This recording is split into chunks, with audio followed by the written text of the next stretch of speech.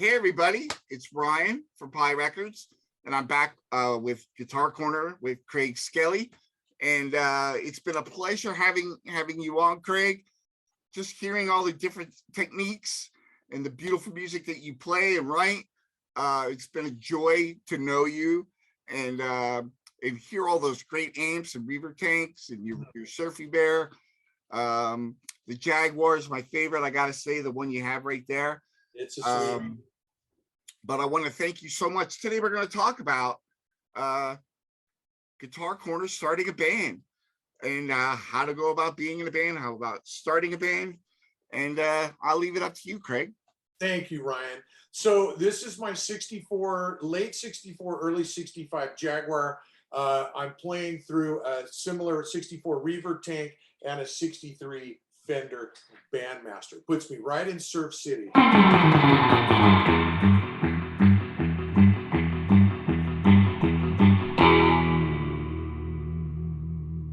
So I bought a Fender Jaguar back in 91, somewhere along in there, 89, 90, 91, 2 maybe, I don't know, somewhere in there.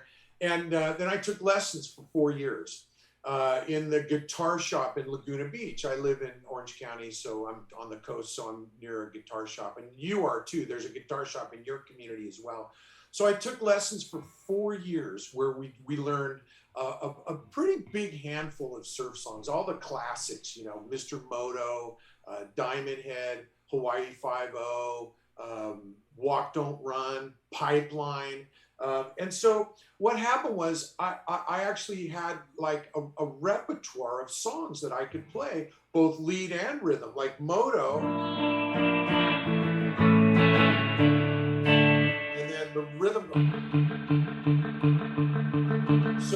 So I could do pretty much both on all those songs. So anyway, one day I'm in the guitar shop. It's after my lesson, but I'm sort of hanging out, and there's a guy there. He's going like this. And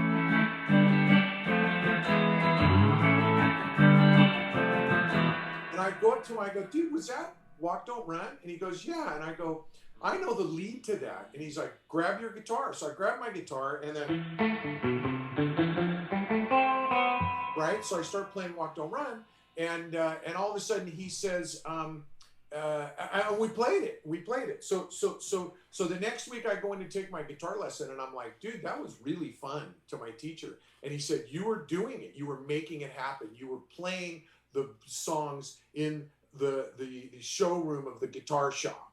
And so that was all it took for me. I got the bug to start a band. So what I did was I put out an ad on Craigslist. In those days, it was called The Recycler. Today, it's really Craigslist. Or Surf Guitar 101 is a good home for you young surf guys or old surf guys wanting to form a little band. And I just advertised. I said, look, I want to form a surf band. There's no money involved. We'll just play and have fun. And so a handful of guys responded, and we sort of boiled it down to 4 guys, really 3, me, Larry Anderson, lovely Larry, and Dave Starner, our bass player. And so we rehearsed. I've told this story before. You know this story already. We rehearsed for 2 years every Tuesday night until one Tuesday, on the garage door, there's a big bang on the door, and I opened the door thinking, oh my God, here it comes. And the lady said, you know, I've been listening to you guys for 2 years. And I'm like, ah. She goes, you're actually good. And so she hired us to play a party, and away it went. So what you have to do to start a band, in my opinion, is first off, you want to get people like-minded, maybe even your age or younger, or a little older, but somewhere around your age. And then you want to have a set list. So the first thing that happens is that when you see somebody that says, look, I'm a guitar player, I'm looking for another guitar player, or bass player looking for a guitar player, whatever it may be. Then you say, well, here's the songs I play. I play Walk Don't Run, I play Wipeout, I play Pipeline, you name it, Surf Rider, you know, you've got your list. and then you compare that. If the guy says, well, dude, I play Baba O'Reilly and won't get fooled again, then you know that it's not going to work, right? So if the guy comes back with, say, maybe some Ventures and Straitjackets and Lively Ones, Dick Dale, then you're like, okay, we got some common ground. So the first step is finding people with common ground in the genre that you want to be in, and in this case, in surf music. And then Larry came in, and he was a professional player, basically. He was an expert at playing. He'd been playing all his life, grew up in Indiana, so he's very folksy, you know, toothpick hanging out his mouth most of the time.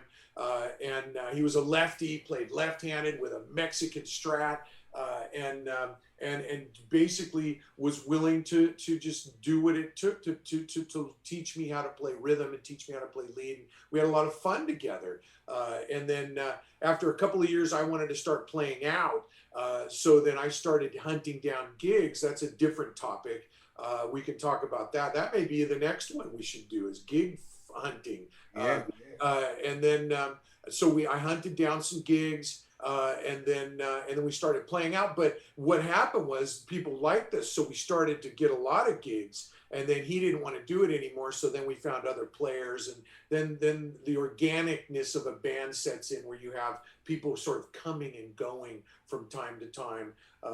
So anyway, but the idea is to find common ground with people and make sure they've got the right gear. Well, recently we had a new guy come in, Mike Morrell. The guy that helped me write Little Kahuna, Paul Wayne, hurt his back, like injured it, so he's out. And so we had a new guy come in, and he shows up with I can't even remember. I think it was I can't remember the amp he came with, and a G&L Telecaster, an ASAT.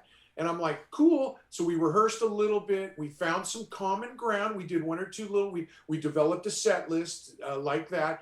Then we had some common ground. And he's like, after a couple of rehearsals, we realized that this could probably work out. So then I loaned him a Mustang, and I loaned him a Tone Master. He later returned it and bought one for himself. And then recently I loaned him one of my Jazz Masters. And so, because I have several of them. So anyway,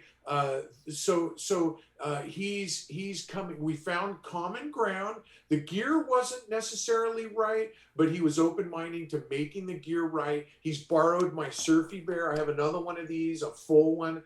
He borrowed that. He's using that now, and he's getting to know the Surfy Bear and the reverb sound, which is frankly essential to surf music. We've talked about that a lot, but if you want that sound, you got to have a reverb tank or reverb unit or reverb pedal, something like that. So anyway, and so there it went, and we started rehearsing in my garage, which we still do. Yesterday we had another rehearsal in my garage, so we have a lot of fun with that.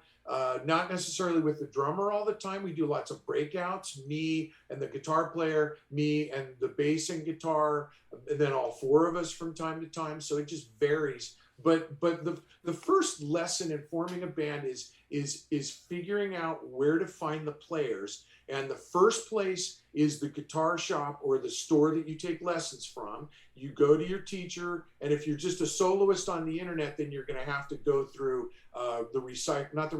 Craigslist or whatever the local sort of rag is in your community. Ryan, do you have a Craigslist in your community? Yeah, there's one for Reading and Philadelphia and Allentown. They're sectioned off in towns. Good. But you can advertise in there that you want to form a surf band, looking for guitar, bass, drums, whatever it is you're looking for for free. Yeah, for free, exactly, for free. And then you'll get text messages on that, and then you text them your set list, they text you theirs, and you just see if there's common ground. And if there's common ground, then you form a little jam session. You just say, hey, how about if we meet? And it doesn't necessarily have to be at your place. If you're a young lady, you may not want to have guys come over, so you could find a little rehearsal studio and say, hey, Recess Studios on Harbor Boulevard, Tuesday at 5. It'll cost us each $20. Is that okay? and then you can do that. We've done that before too. So whatever it is, you have in mind, there's an answer for that. Ryan and I are here for you. Ryan's been in many bands. He and I have talked about it. If you want some specific help, on getting started on this, we're here for you. I'm happy to do it. I love surf music. I've been doing it for 30 years and I'm happy to give back to the community. So hit us up for that. But basically, when you're ready, develop the set list, find common ground, advertise for people, find common ground, ask the guitar shop locally. Hey, is anybody here taking surf lessons? The drum shop, I've been to the local drum shop a few times. Anybody here, interested in being in a band? Or the guy that teaches bass at the guitar shop, your local guitar shop, whether it be Guitar Center or whatever. Hey, is there any bass player that's looking to be in a band?